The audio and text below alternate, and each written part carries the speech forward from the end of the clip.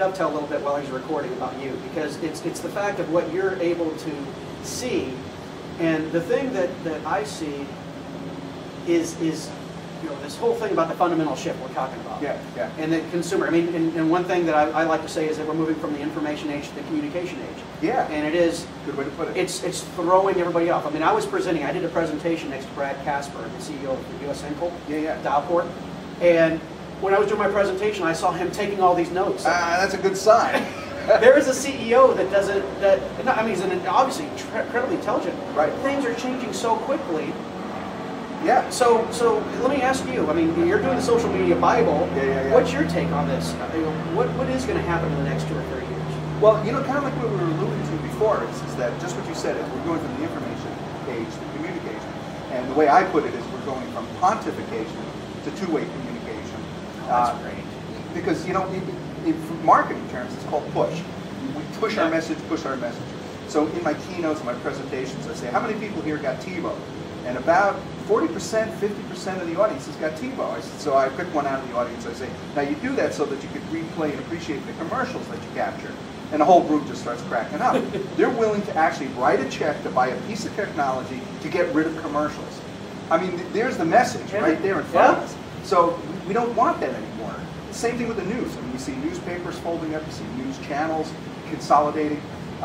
So it's not just the advertising, it's the way we get all of our information. First of all, things like Yelp. Are you familiar? Oh, absolutely. I love Yelp. Yes. Matter of fact, we went yesterday to a restaurant here that I didn't even know about because we looked at Yelp and we saw the good recommendations. I'll trust another person's recommendation of the restaurant long before I trust a flyer in the mail or something on the radio. You can't trust that anymore. So there's just two-way communication, and that's what I call the fundamental shift in power. And that's kind of the basis for the revision of the new social media Bibles. People really got to start understanding that. Corporations are losing control over the message, and it's actually their customers that are controlling the message more so than they are. The other thing is, there's a rapid change. The second thing that I'm seeing an awful lot of, because I'm asked to, I'm on the advisory panel for USA Today, the Phoenix Business Journal, Tech News World, Inc. Magazine. So I get calls all the time. What do you think of, well, the most recent one I did was for Arizona Republic for Zulu. I don't know if you're familiar with Aaron Barrett. Yes. Awesome guy. Zulu is just totally cool. And I just did an article about Google Buzz.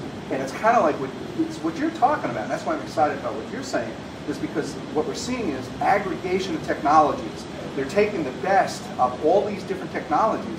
I mean, Buzz is going to kill Twitter. If I was Biz Stone, I would be banging on the door at Apple, begging them to reconsider buying him.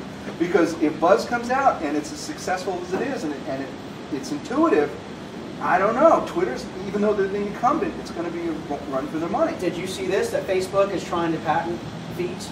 Oh, I didn't see that. Yes, and that happened. I actually made a post on Facebook, and I said, this makes me cringe, because of the power, because the interest engine is based off of feeds. Everything is based on feeds, because the feed lets you tap into trust. Yeah. Because trust is the most important thing. Well, that's all it is. It's relationships and it's trust. But the feeds allow for relationships. Right. And here's the thing. This is one thing I was saying. Is they can't get that. They won't get it. Well, I don't think because the courts right now, all of the internet stuff that's going through the courts right now, the courts are saying, you know what? If it's internet, we're going to keep it public. We're not going to let anybody own it. Oh, it'll kill innovation. It'll kill innovation. Yeah. And the thing is that, okay, when you think about the trust, and this is the one thing about advertising, I don't think that companies advertising for themselves is relevant anymore at all. It's about other people advertising because you've got that trust. That's exactly the whole point. That's right. Nobody pays attention. I say, I love commercials. Yeah, I do too. It gives me a chance to go to the bathroom, go to the refrigerator. I love some, but not many. No, some of them are clever. I mean, the Super Bowl commercials that we're watching, well, that's because they spent $3 million showing that 30-second commercial. So, but yeah, that's absolutely right. But it's about pontificating, like you said. See, you've got a great buzzword. I hadn't thought of that one yet. It's pontificating. And people, here's the thing, the cat's out of the bag, right?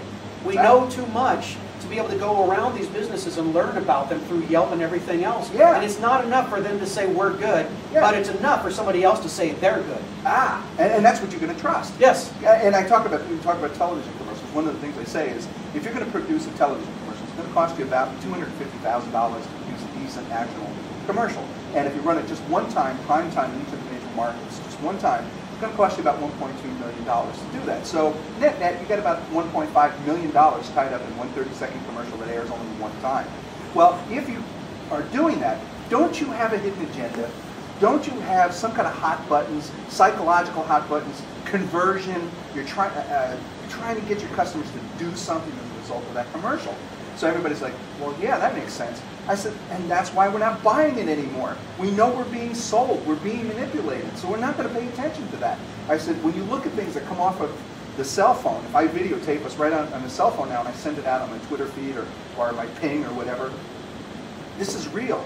The three words are sincerity, authenticity, and transparency. Transparency, biggest word in my life. Absolutely, transparent, authentic, and sincere. If you've been spending $1.5 million, you're none of that. Yeah. You've got to have an ROI. You've got to have at least $1.5 million ROI, or you won't even break even. But if I'm doing this, it's real as life, like what we're doing right now. It's costing us absolutely nothing to share this information.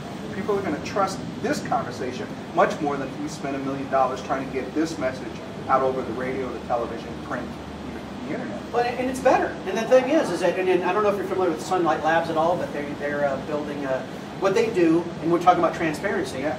They're building tools to be able to tap into the government's database. And it's something that I thought of. I mean, I thought of this 8 years ago. Yeah. And I wanted to have the tools to be able to do it, and then I found that, oh, these guys are starting to do it, but it's like, that's great. Yeah. But what they're doing is they're building tools to be able to cull the database of the U.S. government and politicians. And what they're doing is they're able to create widgets that will take bills and then put it next to the politician and put it next to their lobbyists. That's what I've been begging for. Yeah, you know, yeah. How did you vote on this? Yes, yes. Because we get garbage when you ask them how they voted, they lie. Yeah, but most of the time they're not even there. It's real-time information. It's actually the databases are being built right now. Please. And I thought of this a while ago. I just never built it. I wish I would have, but we'll build some more things in the future. But seriously, think about that. Is that not healthy for society to know the congressman, his relationship with lobbyists, and the bills he's voting on? And we're going to hold them accountable. Yes. Publicly. Yeah. Oh, geez, our public representatives being held accountable publicly. What a concept. But you know, and I always say this, it's not the politicians, the people. We're all people. We need systems in place to be able to control it. And tell you the truth, the thing about the internet is what it allows is it's not the government controlling you. It's people monitoring themselves. It's businesses monitoring themselves. The politicians now, everything's transparent. It's harder to get away with this stuff. Corporations, it's harder to just say, you know, buy this because you should. Right. It's like, no, I buy this because I need it. Right. And there's the thing. And 10 other people that I trust told me that it was worth buying. And then I'm telling you that the juice is in the feeds because it's the relationships, and that's what an interest engine to me is. Yeah. Is aggregation. Aggregation. Yes. Well, please. So Two geeks in a pod.